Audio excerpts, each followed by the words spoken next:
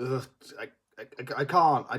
I'm not gonna do this vape thing anymore. I'm gonna try and be a good boy and not do some vaping through this holy month in it. My name's Minzy, and this is an 0607 Chelsea away shirt. The funeral tie is on top of my head. We went to war tonight against Aston Villa into the race for the Premier League title. Sorry, that was ages ago, back in December. For the race for the top four, is it the top five that qualifies us for the UEFA Champions League? Fuck knows what it's going to be. But revenge, you bastards, revenge for that Stamford Bridge defeat to Aston Villa earlier on. Aston Villa 1, Chelsea 4. I repeat, Aston Villa 1, Chelsea 4. I am back in the game again. I'm back in the game again. And it's been a good week to be a Chelsea fan. Can we stop? I can't deal with these many games, fam. Fucking hell, it's another midweek game. And then we got one on Saturday against Wrexham away in the FA Cup. Go now, give me a fucking ticket, you bellend. Fucking hell, look out for a spare for me, you prick. Wrexham technically is a bloody home game for me, you prick. Please. I can't deal with the Chelsea website anymore trying to get tickets on my membership. It's such a pain in the fucking arsehole waiting in that virtual fucking waiting room for half an hour only to be told that the tickets have sold out. For fuck's sake, I hate that virtual waiting room. But enough of that virtual waiting room. Let's talk about this revenge that we got against Aston Villa. You lot putting on fireworks display and tifos and all of that. The ace of clubs. Fuck your ace of clubs, man. We got four of a kind. We got four of a kind against you pricks. Fuck Aston Villa, bruv. You bastards. Oh, man. Wait, who's messaging me now, lads? Who's it? Will you stop? Hey, why are Manchester United fans having a pop at me? Why is every fucking fan having a pop? You lot lost to 10 men, Newcastle, you bunch of pricks. Fuck Manchester United. Bloody hell, even Liverpool losing to bottom place, bloody Wolverhampton Wanderers. The same Wolverhampton that I was having a proper go at for only having 3 points in the season. My driving license having more points, well, equal amounts of points with them at one stage. But hey, like I said, those are the reasons why it's been a good week for a Chelsea fan. And now watch us probably lose to Wrexham away in the FA Cup, but then somehow beat PSG 5-1 at the Parc des Princes. It's Chelsea. I don't know which Chelsea will turn up. I seriously don't know which Chelsea will turn up at all. You can get the dross that they can have against Burnley and Leeds, and then the first few seconds against Aston Villa, which was one of the worst things I've ever seen in my lifetime, those first 5 minutes. In fact, the whole first half was just chaotic in general. To something like today, scoring 4 goals and absolutely knocking the stuffing out of Aston Villa. This was genuinely the best time we could play them. They're on a bad stretch of run of form, having lost to Wolverhampton last week on Friday. This was probably the best time to play them. They're missing Tielemans, they're missing McGinn.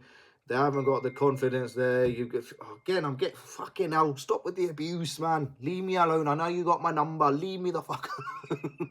Anyway, what was it? Like I said, they were missing players. Their best striker, Watkins, he's not having a good run of form, and it was just the perfect time to play him. It really, truly, truly was. Onto the game itself, and yeah, we weren't behind thanks to a Douglas Luiz finish, flicking it in between Reece James's legs. He tried to feed in Watkins earlier, it got blocked. He then spreads it out wide to the right to Bailey, who takes on I think he takes on Hato. Surely it was Hato, wasn't it? Must have been. Takes him on, puts it into the box. Watkins with a wonderful dummy. Like I said, Douglas Luiz puts it in through the legs of Reece James. Goalkeeper couldn't really do anything about it. 1-0 Aston Villa went up. Then there were a couple of moments in which I think had they scored, they might have actually won this game. That first half, like I said, was ridiculous. It was the most ridiculous things I've ever seen in my lifetime. Started off with I don't know who played in Watkins, but he was just on the right side of the penalty box. He tries to lash it into the roof of the net, and then our goalkeeper, who we've changed, I got to say, Jorgensen has replaced Sanchez. Maybe a little bit harsh, I don't know, but you know, he nonchalantly shoulders it over the bars. A good save that. And then on the other side, you had what do you call it? You had Morgan Rogers who cut inside, and on the left hand side, he tried to catch Jorgensen out at the near post as well. Could have been 2-0, 3-0 Aston Villa. They could have been out of sight. But then Chelsea did have their moments in that first half. They, like every time Caicedo had the ball in the middle, he was floating balls over the top. We just couldn't get the final sort of passing game right. There was a moment where Cole Palmer kind of dummied a couple of players, but then he forgot to take the ball with him. Otherwise, he would have had a tap in for one of those equalisers. But like I said, that game could have finished anything. It could have been 4-3 to Aston Villa. It could have been 3-2 to Chelsea. I don't know what could have happened. Then we finally got it right. Aston Villa, who were pressing us from minute one and was playing a high line. They were literally playing Ange Postecoglou high line and inshallah in this game. We got it right when it mattered the most. When he clipped the ball across to the right-hand side, Gusto sneaking in, puts it on, he drills it across, and he puts it on a plate to João Pedro. With this celebrate, I would love to know the meaning behind it. Do let us know what on earth this means. But yeah, Aston Villa, you suck. Make it this sort of celebration at the moment, lads. Tap in for João Pedro, 1-1 it was. And then from the resultant corner that we had, resultant corner, it was not really a resultant corner, but we had a corner which we totally ticked up by playing a short one, which we fucked it up. It then got converted to a massive counter attack with a 4 versus 2. In comes Watkins, through on goal, 2-1, and I was going absolutely ballistic, absolutely, and I was enraged. I was genuinely enraged.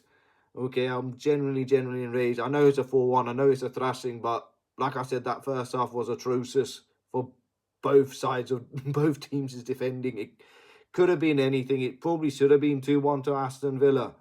It really should have been 2-1 to Aston Villa, but that's where we have VAR. Ollie Watkinson's kneecaps was just a tiny wee bit offside. But it was offside. It's a tight one, but unfortunately it was off. You shouldn't be off, not in that position. You could have easily hanged yourself back a tiny bit, and you would have definitely had the pace on our slow foot fullbacks. I'm sorry. You tits that one up. Sorry, Ollie Watkins. You really did. It was a good finish, but you're offside. And that was the turning point. Garnacho on the left feeds it into the box to Enzo Fernandez, who makes one of the best passes I've seen, with one of the most cutest passes I've ever seen. Passes it on a plate to João Pedro. What a finish. What a finish. What a season he's having again with this celebration. I've seen more celebrations of this than I did this. But what a finish. What a chip.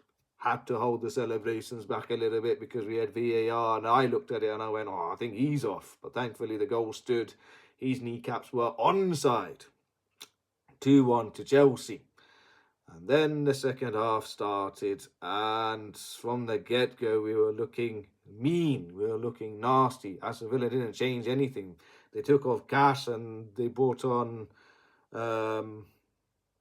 Bogard, the son of Winston Bogard, a former Chelsea player of ours. Didn't really do much. They really didn't do much. They played the little high lines again. And again they got caught out. When João Pedro, he got hold of the ball. I thought he was going to pass it out wide to Garnacho on the left, but instead he held on to it for a fraction long. He passes out wide to Reece James, gets to the byline, drills a cross in. I know the commentators were having a go about Emi Martinez for pushing it out into the danger box, but listen, I've been a goalkeeper. I've been there when it's drilled across. You have to get something on it. You have to get something on it. fair enough, as a Premier League goalkeeper, you might be asked to be a bit more professional and maybe push it out, because Reece James's cross had pace on it. You can use the pace on it and then flick it across. But it was kind of low down. So how is he going to elevate it unless he had his hands down, Emi Martinez? You know what I mean? So you had to get something behind it.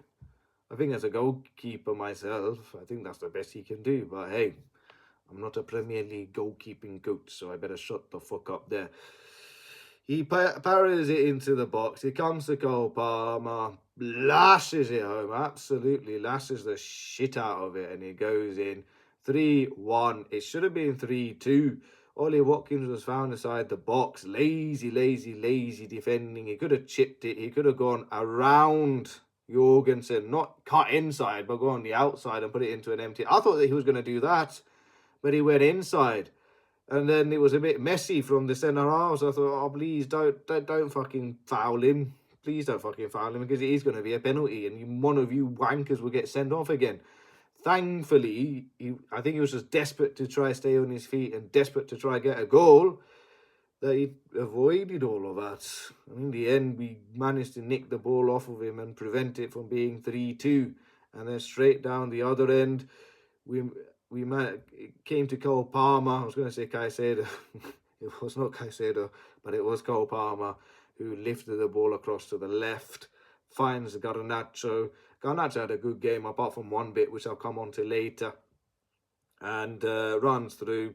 I was saying, please don't shoot. Please don't fucking shoot. He didn't shoot. He passed it square to João Pedro, and again, he gets his little hat-trick celebration. He gets his little... I think it's this, isn't it? Anywho, he gets his hat-trick. Nice little tap in. Great win for Chelsea away to Villa Park to get the revenge, and that was it. Job done and dusted. As I mentioned, two little annoyance with Garnacho. One right at the beginning of the first half when he was... I think it was Enzo Fernandez on the right side. He spread it out to the back stick. This was before Chelsea got their third goal. He should have hit it first time. I don't know why he tried to chop it on and cut inside. I don't know why. He just hit it first time on the volley. And then when we were 4-1 up, Cucurella was released on the left. He was running through. He does something similar to what Garnacho did to João Pedro for that fourth goal of ours. Same move, but instead it was Cucurella that sets up Garnacho, and he dough punched it straight. Fucking Martinez. Okay, that should have been 5, but... You know, I sat back and I just went, he's going to fucking miss this. I know he's going to miss it. And sadly, I was proven right.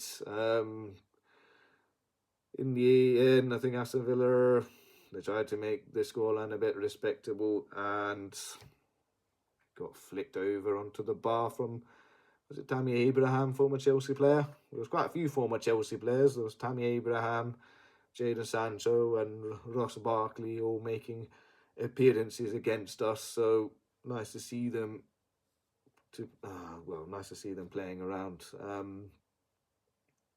I still feel kind of sorry for Jadon Sancho. I thought what we did to him was a bit harsh. I think he had a good season at Chelsea and we'd kind of told him to fuck off. I think that was very harsh from us. I wish Jadon Sancho and all of our ex-Chelsea players the best. Hopefully they get a career revival and do good things. But yeah, Aston Villa are in a bit of a rot at the moment. Premier League table is now looking a little bit interesting for fighting between 3rd to 5th/6th. Liverpool down there on goal difference, 48 points joint with us, and then Aston Villa are now 51, and I think Manchester United are now 51, aren't they? Or are they 52 after their defeat to Newcastle? So it's all looking a bit juicy, but our fixtures are the hardest. Our fixtures are genuinely the hardest. We've got, I believe, after Villa away, we've got Wrexham away in the FA Cup, followed by PSG away in the Champions League, followed by Newcastle United at home. Then I believe who is it that we're playing? If we got Newcastle at home, and then we got Brighton away, and then we got Manchester City and Manchester United at home, we might need to sacrifice the Manchester City game at home and give them all 3 points. But seeing as you fuckheads, you fucking pricks, you bloody fucked it to Nottingham Forest, you bunch of pricks. Oh, you're absolute. If you fucking lose the Carabao Cup final to Arsenal and those dickheads start screaming quadruple, oh no, I'm gonna actually throw up. I'm fucking fasting as well, man. I'm on an empty stomach. How am I gonna be vomiting on an empty stomach? Oh, you bunch of pricks. You absolute bunch of pricks. You threw it away to fucking Nottingham Forest as well. You're 7 points behind Arsenal. Fuck it, I'm calling it. I'm calling it. I think today was the day that Arsenal have won the Premier League. He's halas. He's finished. He's finished. He's done. He's done. He's dusted. Wallah, he's done and dusted, man. Arsenal have completely won the Premier League today. They've won it tonight. They've actually genuinely won it tonight. I'm calling it. If you're drawing to Nottingham Forest at home 2-2 Manchester City, you don't deserve to win the Premier League title. As much as it pains me to say it, but you don't. So, fuck it. I'm going to be sick. Congratulations to Arsenal on winning the Premier League title for the first time since 2003 and 2004. I'm not repeating what happened in that season. I'm sure you lot don't mind repeating it back to me in what you achieved in 2003 and 2004. Until then, try win a European trophy. Until then, I'll see you. Goodbye, good night. Biggest game of our season, Wrexham away in the FA Cup. We have to win it. We have to win the FA Cup somehow, God willing. So please don't fuck it up against Wrexham away. Please don't lose to Deadpool FC away, man. Goodbye, good night. God bless. Somehow I get a ticket, inshallah. But if I don't, I'll just watch it on TNT Sport or whatever channel has broadcast our game. Au revoir.